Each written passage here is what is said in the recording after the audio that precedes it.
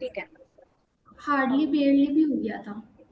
अच्छा, तो बस यहाँ पे यही ध्यान रखना है कि नो सूनर के साथ में THAN वाला देन यूज होगा, और हार्डली बेयरली स्कार्सली के साथ में WHEN वाला देन यूज होगा। फाइन। जैसे कि, हाँ चलो ये हो गया था। नेक्स्ट पर आते हैं, सबऑर्डिनेट कंजक्शंस। अब सबऑर्डिनेटिंग कंजक्शंस एक बार पढ़ लेते हैं क्या क्या एग्जाम्पल्स। Until and unless. ठीक है। फॉर एग्जाम्पल मैंने बोला कि जब तक तुम नहीं आओगी मैं यहाँ से रनिंग करना शुरू नहीं करूंगी, है ना। उसका मतलब क्या हुआ कि अनटिल, जब तक तुम नहीं आओगी, अनलेस। तो ये जो अनटिल एंड अनलेस है ये दोनों साथ में यूज होते हैं। कैसे यूज होते हैं? Until and unless are both subordinating conjunction. जैसे कि until is use to indicate the time और event up to which something will happen. उस टाइम तक, जब तक कुछ होगा। ठीक है। For example, I will wait until you arrive. मैं वेट करूंगी जब तक तुम पहुंच जाओगे। This means that the speaker will wait for the other person to arrive before doing something else. इसका मतलब क्या है कि जो स्पीकर है, जो बोलने वाला है, वो दूसरे पर्सन के लिए वेट करेगा जब तक वो पहुंच नहीं जाती। फाइन। और अनलेस की बात करें, unless is use to indicate the condition that must be met in order for something to happen. For example, unless you apologise I won't forgive you. तो अनटिल और अनलेस में यहाँ डिफरेंस ये है कि अनटिल तो ये बताता है कि उस टाइम तक, उस टाइम कंस्ट्रेंट तक, जब तक वो होगा। ठीक है। और अनलेस ये बताता है कि वैसा होना चाहिए तभी आगे ऐसा हो पाएगा। राइट। तो अंटिल और अनलेस में डिफरेंस समझ लो। अंटिल कब यूज होता है? उस टाइम तक, उस टाइम कंस्ट्रेंट तक जब तक वो होगा। और अनलेस का मतलब हो जाएगा कि जब तक ऐसा होगा उसके बाद ही ऐसा होगा। फाइन। चलो, फॉर एग्जाम्पल इसका देख लो कि अनलेस यू अपोलोजाइज, जब तक तुम माफी नहीं मांगते। अनलेस का मतलब होता है जब तक तुम ऐसा नहीं करोगे तब तक ऐसा नहीं होगा। ठीक है। तो ये अपने आप में क्या हुआ? पॉजिटिव हो गया कि नेगेटिव हो गया? नेगेटिव। नेगेटिव। नेगेटिव हो गया है ना। उसका मतलब क्या हुआ कि जब तक तुम ऐसा नहीं करोगे तब तक ऐसा नहीं होगा। तो जब तक तुम माफी नहीं मांगोगे, आई वोंट फॉरगिव यू, मैं तुमको माफी नहीं दूंगा। फाइन। चल। अच्छा, इसके जगह अगर मैं ये लिख देती कि अंटिल यू अपोलोजाइज, तो ये एरर डिटेक्शन में सेंटेंस बन जाता। ठीक है। तो अंटिल हम तब यूज नहीं करते जब उसका कुछ आउटकम निकल के आ रहा हो, है ना। अंटिल बस हम एक ही जगह यूज करते हैं जब हमको टाइम के लिए बता रहा हो कि उस टाइम तक ऐसा हो जाना चाहिए या उस टाइम तक ऐसा होगा। नेक्स्ट पर आते हैं। अब कुछ एग्जांपल्स है, इससे और क्लैरिटी बढ़ेगी। अनलेस यू वोंट स्टडी, जब तक, यू वोंट स्टडी हार्ड, जब तक तुम स्टडी नहीं करोगे, you won't pass the exam, तुम एग्जाम पास नहीं करोगे। Second, unless you study hard, जब तक तुम अच्छा, ओके ओके ओके। अब ये दो सेंटेंस है, इसमें करेक्ट कौन सा है और इनकरेक्ट कौन सा है?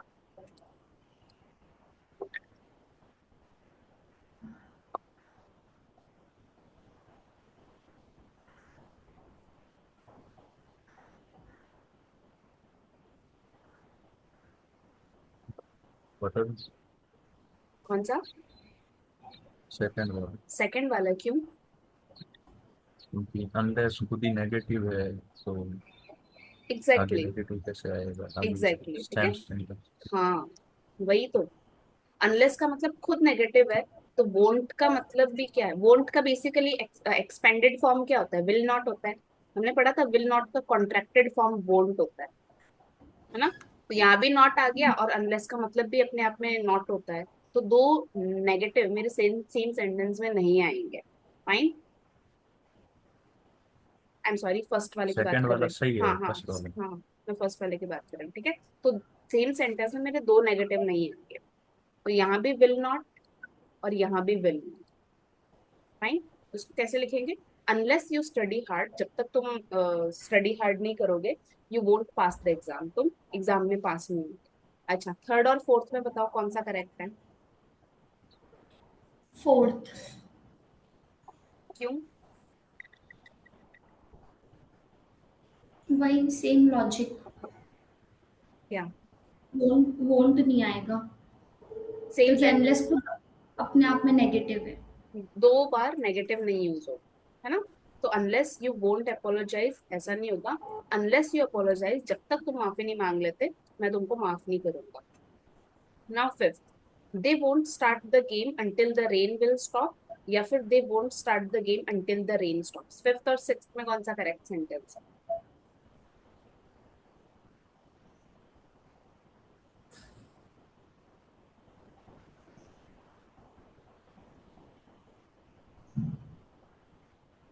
सिक्स्थ वाला करेक्ट है। क्यों? क्योंकि इसमें वांट भी तो, आपने बोला था कि वांट भी तो विल नॉट ही होता है। हाँ बहुत जगह विल नहीं आ सकता ना। हाँ एग्जैक्टली, ठीक है। तो क्या बोल रहा है? Hmm. They won't start the game, वो तब तक गेम स्टार्ट नहीं करेंगे until the rain will stop. ऐसा कभी नहीं होगा। अगर मैं विल नॉट की बात कर रही हूँ या फिर वोंट की बात कर रही हूँ, तो हमेशा वर्ड के साथ में एस या ई एस लगेगा। तो रेन स्टॉप के साथ में क्या लग रहा है? स्टॉप्स। फाइन। चलो इसमें क्या था लॉजिक? इसमें ये है कि अगर मैं वोंट का यूज कर रही हूँ ना, तो हमेशा मैं वर्ब की फर्स्ट फॉर्म यूज करूंगी विद एस या ई एस। जैसे कि अगर मैंने बोला स्टॉप, तो स्टॉप के साथ में हमेशा एस लगता है। सेकंड क्लॉज में? हाँ, सेकंड वाले पार्ट, जो मेन क्लॉज है उसमें, मेन क्लॉज में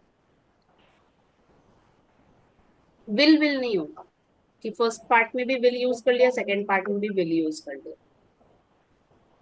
अगर पहले वाले पार्ट में विल है तो सेकंड वाले पार्ट में वर्ब की फर्स्ट फॉर्म विद एस या फिर ई एस। अब सेवेंथ और एट्थ में बताओ।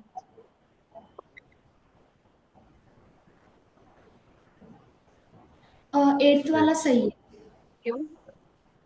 क्योंकि हर बार क्योंकि दूसरा ऐसा ही होगा।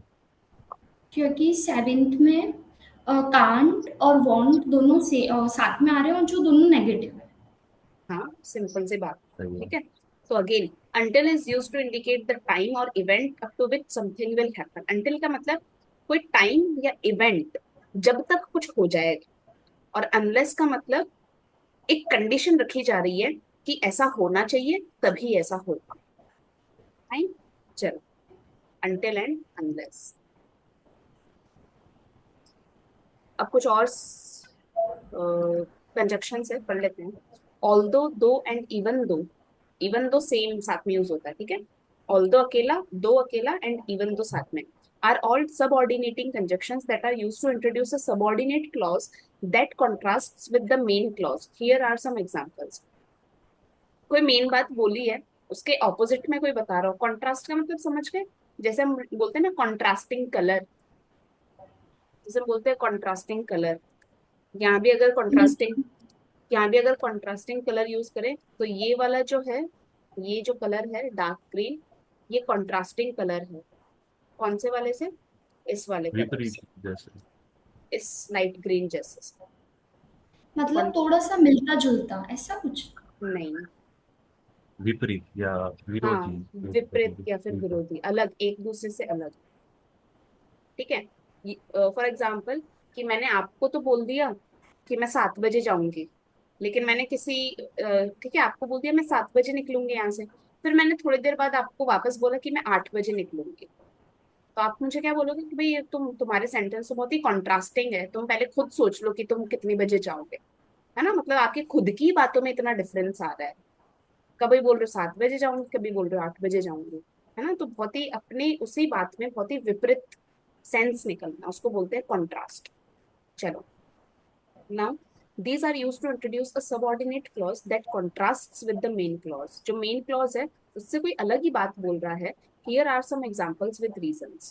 first, although it was raining, हालांकि बारिश हो रही थी, we still went for a walk। हम फिर भी वॉक के लिए गए। नाउ रीजन क्या है इसका? The main clause. Main clause क्या है? We still went for a walk. Contrast with the subordinate clause. अब जो ये मेन सेंटेंस है कि हम फिर भी बारिश में वॉक के लिए निकले, ये किसके ऑपोजिट है? बारिश होने की ऑपोजिट है कि अगर जनरली क्या बारिश हो रही थी तो घर के अंदर बैठना चाहिए था, लेकिन फिर भी क्या वॉक करने के लिए निकले थे, ठीक है। तो ये एक दूसरे के ऑपोजिट हो गया कि बारिश हो रही थी फिर भी बारिश में वॉक करने के लिए निकल गए। Now though, I am going to the party, मैं पार्टी में जा रहा हूँ। Though I am not really in the mood, वैसे हालांकि मेरा इतना कुछ ऐसे मूड है नहीं जाने का, फिर भी मैं जा रहा हूँ, ठीक है। तो रीजन क्या है इसमें, जो मेन क्लॉज है I am going to the party, I am going to the party, contrast with the subordinate clause I am not really in the mood, ठीक है। मन नहीं है, मन नहीं है, क्या है तो यहाँ पे मन नहीं है उसका, नेगेटिव में है उसका मूड, बट फिर भी वो जा रहा है, ठीक है। तो एक दूसरे के एकदम ऑपोजिट हो गया। अब even though it was late, हालांकि वो लेट था, he stayed up to finish his homework, वो रात को लेट तक जगा रहा अपना होमवर्क कंप्लीट करने के लिए, ठीक है।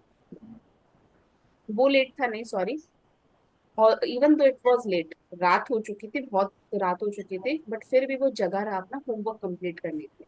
तो रीजन क्या है इसमें, जो मेन क्लॉज है, he stayed up to finish his homework. अच्छा, हमने 3 सेंटेंस पढ़ लिए, आपको कैसे पता चल रहा है कि मेन क्लॉज क्या है और सबऑर्डिनेट क्लॉज क्या है, जरा बताना।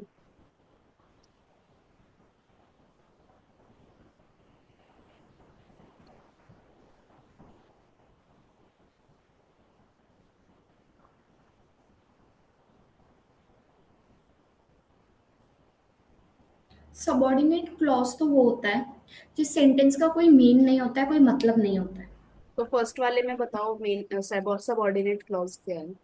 सबऑर्डिनेट क्लॉज होगा फर्स्ट वाले में, ऑल दो it was raining. Okay, second वाले में। सेकेंड वाले में होगा, आई am not really in the mood. दो को इंक्लूड करो, दो I am not really in the mood. ठीक है। और थर्ड वाले में। थर्ड वाले में सबऑर्डिनेट होगा, he stayed up to the finish his homework. ये तो सही है क्योंकि इसको हम ऐसे भी यूज कर सकते हैं, इट वॉज लेट, दो इट वॉज लेट। ठीक है, even though it was late, ये मेरा सबऑर्डिनेट क्लॉज है, ठीक है। इसीलिए यहाँ पे कभी कभी कभी तो फर्स्ट वाले सेंटेंस को ले रहे हैं, कभी सेकंड वाले सेंटेंस को ले रहे हैं, है ना, इधर कंफ्यूज नहीं होना। ओके, तो रीजन क्या है, यहाँ पे जो मेन क्लॉज है, he stayed up to finish his homework, अपना लेट तक जगा रहा होमवर्क कंप्लीट करने के लिए, contrast with the subordinate clause it was late, ठीक है। बहुत रात हो चुकी थी फिर भी वो जगा रहा, तो एक दूसरे के एकदम ऑपोजिट में यूज हो रहे हैं। नेक्स्ट पे चलते हैं, when yet is used with although, दो और इवन दो, जब येट यूज होता है किसके साथ में, ऑल्दो के साथ, दो के साथ और इवन दो के साथ, it adds an element of surprise और अनएक्सपेक्टेडनेस टू द सेंटेंस, ठीक है। या तो उस सेंटेंस में आपको कुछ सरप्राइजिंगली कुछ मिलेगा, या फिर ऐसा कुछ मिलेगा जो हमने एक्सपेक्ट नहीं किया था, ठीक है। Yet is a conjunction that is often used to show contrast, but in this case, it adds an additional layer of meaning. Yet का मतलब भी तभी यूज करते हैं जब कॉन्ट्रास्ट में यूज करना हो, बट क्या होता है, वो ऐड कर देता है एक एडिशनल मतलब उस sentence. For example, although it was rainy we went for a walk, हालांकि बारिश हो रही थी, हम वॉक के लिए निकले, येट, लेकिन फिर भी we did not get wet, लेकिन फिर भी हम गीले नहीं थे। तो यहाँ पे येट का मतलब क्या होता है, लेकिन फिर भी।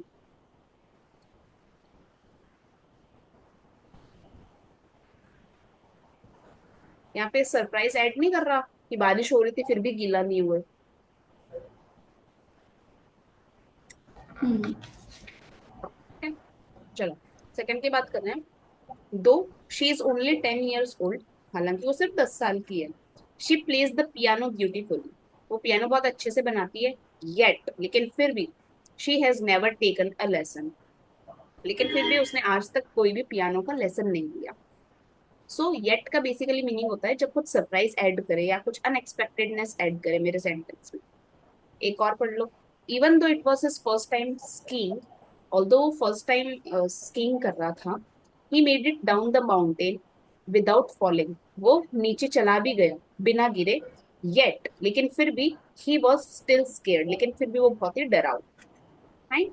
चलो, now by using yet in these examples, the speaker is highlighting a surprise or unexpected contrast between two ideas. This helps to add depth and interest. ये क्या है, मेरे सेंटेंस को और डीप बनाता है और इंटरेस्टिंग बनाता है to the sentence, as well as to emphasise the unexpectedness of the contrast, और इसको भी हाईलाइट करता है कि भाई ये तो मैंने सोचा ही नहीं था और फिर भी हो गया। ठीक है, जैसे हम बारिश में बाहर निकले वॉक करने के लिए, लेकिन फिर भी हम गीले नहीं हुए, तो सोचा ही नहीं था कि बारिश में निकलेंगे और गीले हो जाएंगे। स्कीइंग की बात करते हैं, उसने स्कीइंग करी और माउंटेन के नीचे तक भी पहुंच गया आराम से बिना गिरे। इसका मतलब क्या हुआ, वो बहादुरी होगा, लेकिन फिर भी सरप्राइज क्या ऐड कर रहा है, वो अंदर से बहुत ही डरा हुआ। फाइन, चलो। अब एक पैरेललिज्म न्यू कंसेप्ट है, इसको एक बार रिवाइज कर लेते हैं। उससे पहले बताओ सब्जेक्टिव सब्जंक्टिव मूड क्या होता है, सब्जंक्टिव मूड।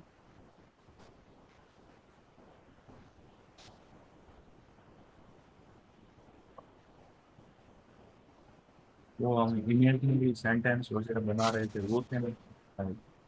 कौन सा सेट, सब्जेक्ट मतलब हाइपोथेटिकल सिचुएशन। कुछ सोचना या कुछ विश करना या हम्म, कुछ डिजायर करना, है ना।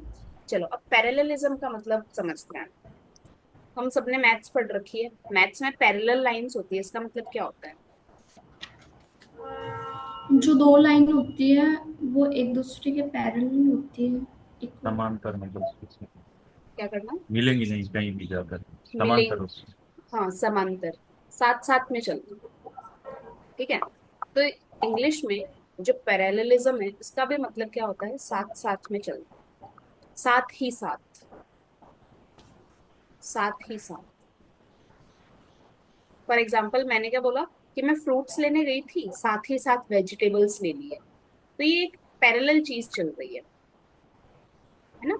फॉर एग्जाम्पल मैंने बोला मैं साइकिल रिपेयर करवाने गई थी, साथ ही साथ मैंने अपनी गाड़ी भी रिपेयर करवा ली। Fine, so the balance between two और मोर सिमिलर वर्ड्स, फ्रेजेस और clauses is called parallelism. Balance करना किन दोनों के बीच में, दो सिमिलर चीजों के बीच में, उसको बोलते हैं parallelism. For example, I like shopping and to eat out, मुझे बाहर शॉपिंग करना भी पसंद है और बाहर खाना भी पसंद है। अब क्या होगा, इसको मैं जब मैं पैरेललिज्म में थोड़ा सा संक्षिप्त रूप से लिखूंगी, तो मैं क्या बोलूंगी कि I like shopping and I like to eat out, ये अलग अलग सेंटेंस हो गए।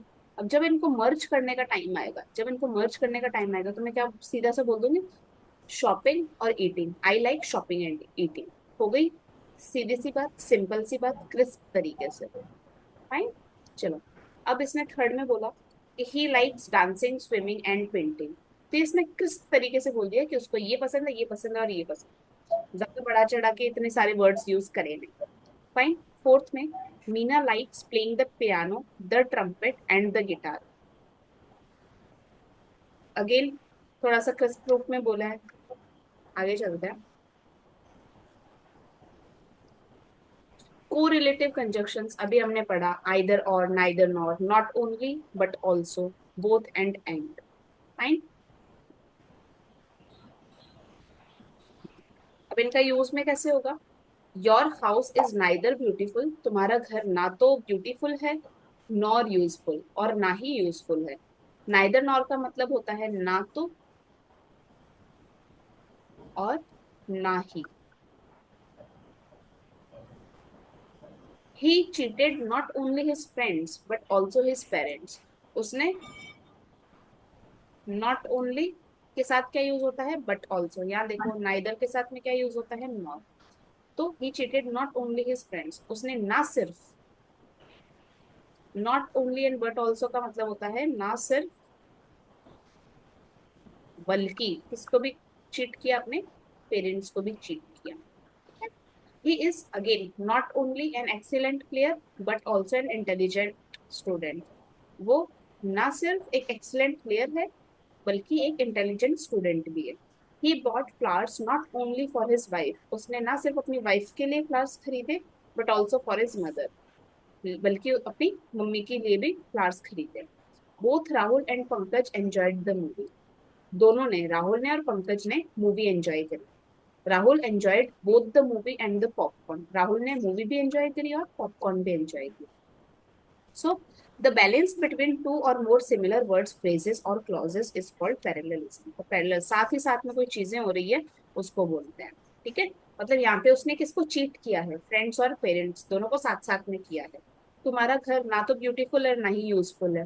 ठीक है, वो ना तो ना सिर्फ एक्सलेंट प्लेयर है बल्कि एक इंटेलिजेंट स्टूडेंट भी है। तो ये स्टूडेंट की क्वालिटीज की बात हो रही है। ठीक है, अब यहाँ पे फ्लावर्स की बात हो रही है। उसने दो लोगों को दिया, वाइफ को दिया और अपनी मदर को दिया। अब राहुल एंड पंकज मूवी देखने गए, यहाँ पे मूवी की बात हो रही है, कौन देखने गया, राहुल और पंकज देखने गया। अब राहुल ने यहाँ पे स्नैक्स एंजॉय करे, मूव सॉरी, उसने दो एंजॉयमेंट की बात हो रही है, तो इसने मूवी भी एंजॉय करी और पॉपकॉर्न भी एंजॉय। फाइन, यहाँ पे अपना कंजक्शन खत्म होता है।